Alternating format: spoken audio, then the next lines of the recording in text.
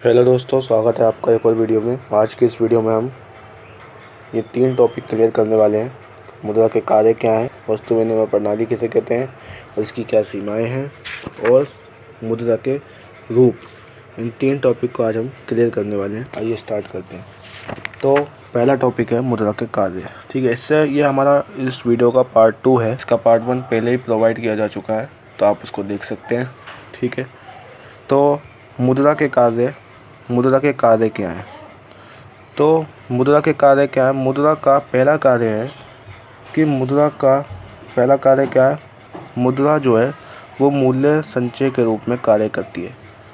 यानी कि जो मुद्रा का प्रयोग हम जो है, मूल्य के संचय का मतलब होता है मूल्य को इकट्ठा करना, यानी पैसों को इकट्ठा करना। यानी मुद्रा को जो है हम बचत के रूप में इसका इस्तेमाल किया जाता है। ठीक है, मुद्रा का जो है बचत के रूप में इस्तेमाल किया जाता है। ठीक है, मुद्रा के कार्य का मतलब ये है कि इसका मतलब हम किस रूपों में इसका इस्तेमाल करते हैं। ठीक है, यानी मुद्रा को हम कैसे कैसे इस्तेमाल करते हैं। तो मुद्रा के कार्य का मतलब ये है। तो एक, मुद्रा को हम जो है बचत के रूप में इस्तेमाल करते हैं, यानी कि मूल्य के संचय के रूप में। दूसरा, मुद्रा का जो है मूल्य के मापदंड के रूप में इस्तेमाल किया जाता है, प्रयोग किया जाता है। ठीक है, मूल्य के मापदंड का मतलब क्या है कि हम जो वस्तुएं हैं, सेवाएं हैं, ठीक है, उनका जो मूल्य होता है वो हम मुद्रा के रूप में ही बताते हैं। ठीक है, जैसे हम फल वालों की दुकान पर जाएंगे या उदाहरण के लिए सब्जी वालों की दुकान पर जाएंगे, तो वहाँ पे जो वस्तुएं होती हैं या सेवाएं होती हैं, ठीक है, उनका जो वैल्यू होता है वो मुद्रा की फॉर्म में होता है। ठीक है, यानी वो हमें 200 रुपये, 300 रुपये इस तरीके से बताते हैं। ठीक है, यानी जो मुद्रा है हम उसका इस्तेमाल मूल्य के मापदंड के रूप में भी इस्तेमाल करते हैं। यानी अगर हमें मुद्रा यानी जो वस्तु और सेवाओं का मूल्य को मापना है तो हम किसके रूप में मापते हैं, मुद्रा के रूप में मापते हैं। ठीक है, तीसरा कार्य क्या है मुद्रा का जो है तीसरा कार्य क्या है, मुद्रा स्थगित भुगतानों के माप के रूप में काम करती है। ठीक है, मुद्रा का हम इस्तेमाल कैसे करते हैं। स्थगित भुगतान ऐसे भुगतान होते हैं दोस्तों जो वर्तमान में नहीं किए जाते बल्कि भविष्य में किए जाते हैं। तो अगर हम भविष्य में कोई भुगतान करना होता है हमें, तो उन भुगतानों को भी हम जो है मुद्रा के रूप में ही करते हैं। ठीक है, तो ये मुद्रा के कार्य हो गए। ठीक है, अब आते हैं वस्तु विनिमय प्रणाली। तो वस्तु विनिमय प्रणाली क्या है।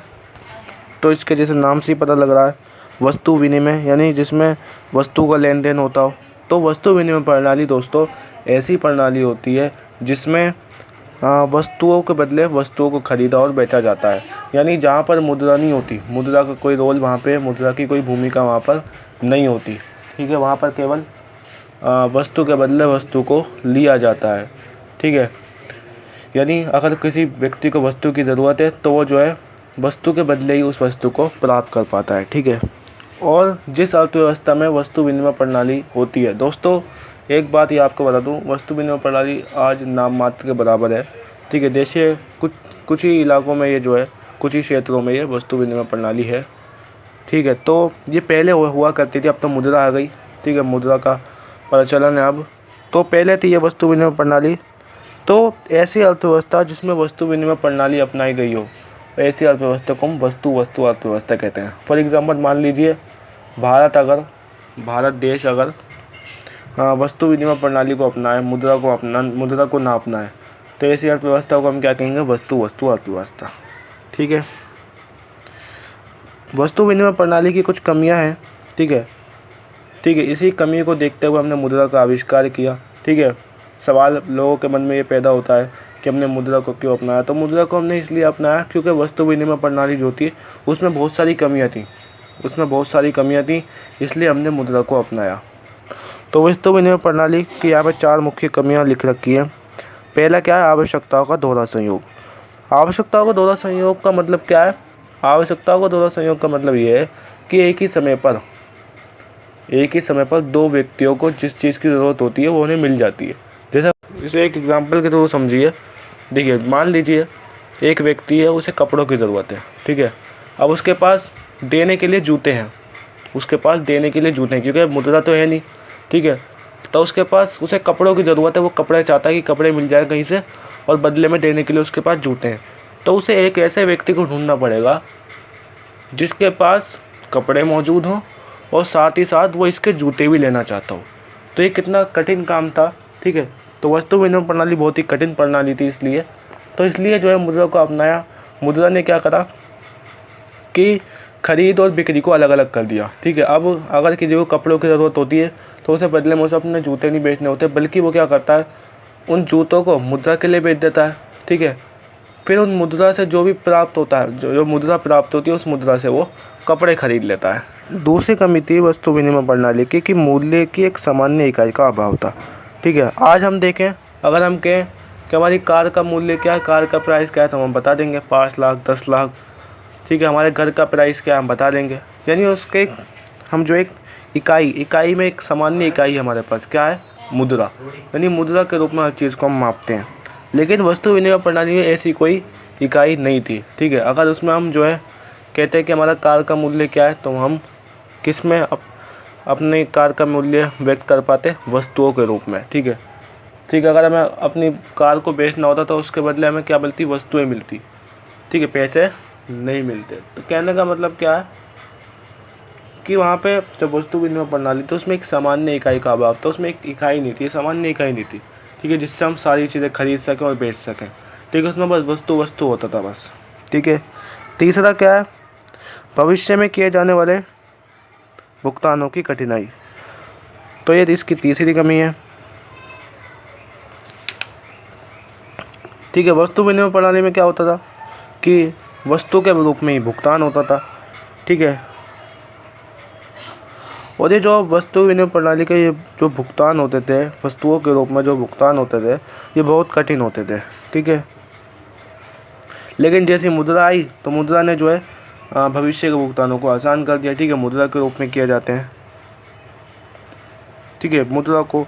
चौथा क्या है कि मूल्य संचय और मूल्य हस्तांतरण की कठिनाई, ठीक है। अब होता क्या है, वस्तु विनिमय प्रणाली में क्या था कि मूल्य संचय यानी मूल्य को इकट्ठा करने में कठिनाई थी, यानी बचत करने में कठिनाई थी, और बचत को ट्रांसफ़र करने में कठिनाई थी, ठीक है। आज मुद्रा है तो हम क्या करते हैं भाई, पैसों को जमा कर लेते हैं बड़ी आसानी से, उसे बैंक में जमा करवा देते हैं, वहीं से हम आसानी से 1 मिनट में ट्रांसफ़र भी करवा देते हैं। लेकिन वस्तु विनिमय प्रणाली में क्या था, वस्तु विनिमय प्रणाली में होता क्या था, क्योंकि मुद्रा तो थी नहीं, वस्तुओं को ही जमा करना पड़ता था, ठीक है। अब वस्तुओं को जमा करना पड़ता था, उनकी लागत भी आती थी, उन्हें रखने की, रहने की, ठीक है, उन्हें रहने की, रखने की क्या होती है, उनकी लागत भी होती थी, ठीक है। और कई बार आपदा वगैरह के कारण वस्तुओं की हानि भी हो जाती थी, ठीक है। तो इसलिए कहने का मतलब क्या है कि वस्तु विनिमय प्रणाली को इसलिए त्याग दिया क्योंकि उसमें बचत नहीं की जा सकती थी, ठीक है। तो ये 4 कमियां हैं। अब आते हैं मुद्रा के रूप। तो मुद्रा के कौन कौन से रूप हैं, तो 2 रूप हैं मुद्रा के, आदेश मुद्रा और न्यास मुद्रा, और पूर्णकाय मुद्रा और शाक मुद्रा। तो एक तरीके से टाइप समझ लीजिए मुद्रा के। तो सबसे पहले समझते हैं आदेश मुद्रा को। आदेश मुद्रा जैसे नाम से पता लग रहा है, ऐसी मुद्रा जो सरकार के आदेश द्वारा जारी की जाती है, ठीक है। इसमें नोट, सिक्के सभी शामिल होते हैं, ठीक है। न्यास मुद्रा जो होती है, न्यास मुद्रा दोस्तों ऐसी मुद्रा होती है जो विनिमय के माध्यम के रूप में स्वीकार तो की जाती है, मुद्रा तो होती है, लेकिन वो जो है विश्वास पर आधारित होती है, जैसे चेक होता है, ठीक है। अब चेक क्या होता है, आपसी विश्वास पर आधारित होता है, ठीक है। वो यानी वो सरकार के किसी आदेश पर नहीं है, ठीक है।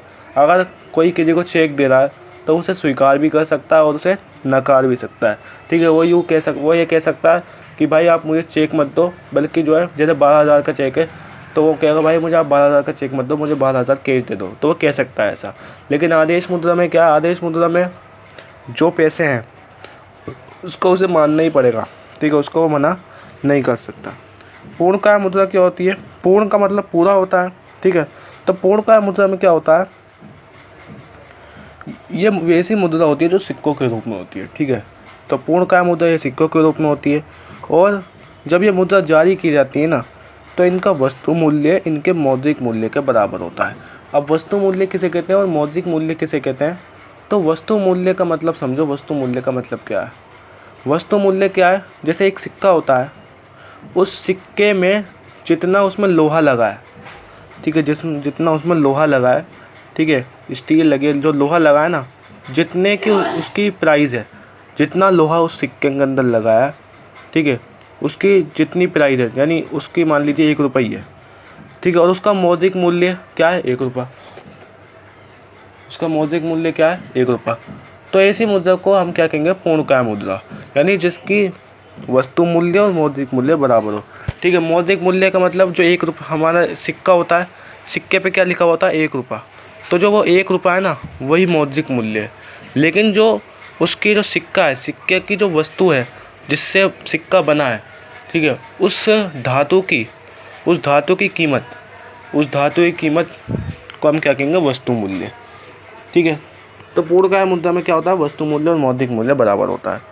शाक मुद्रा क्या होती है, इस मुद्रा में क्या होता है, ऐसी मुद्रा होती है जिसका मौद्रिक मूल्य वस्तु मूल्य से अधिक होता है, यानी उसका मौद्रिक मूल्य बहुत ऊंचा होता है और वस्तु मूल्य थोड़ा कम होता है। अब ऐसा क्यों होता है, तो इसलिए होता है दोस्तों, ताकि कुछ लोग क्या करते हैं, अगर मान लीजिए वस्तु मूल्य अधिक होगा, मौद्रिक मूल्य कम होगा। मान लीजिए सिक्का जो है 1 रुपये का, उसका मौद्रिक मूल्य 1 रुपये है, 1 रुपये का सिक्का है, लेकिन उसमें जो वस्तु लगी है, जो धातु लगी है, वो है 5 रुपये की।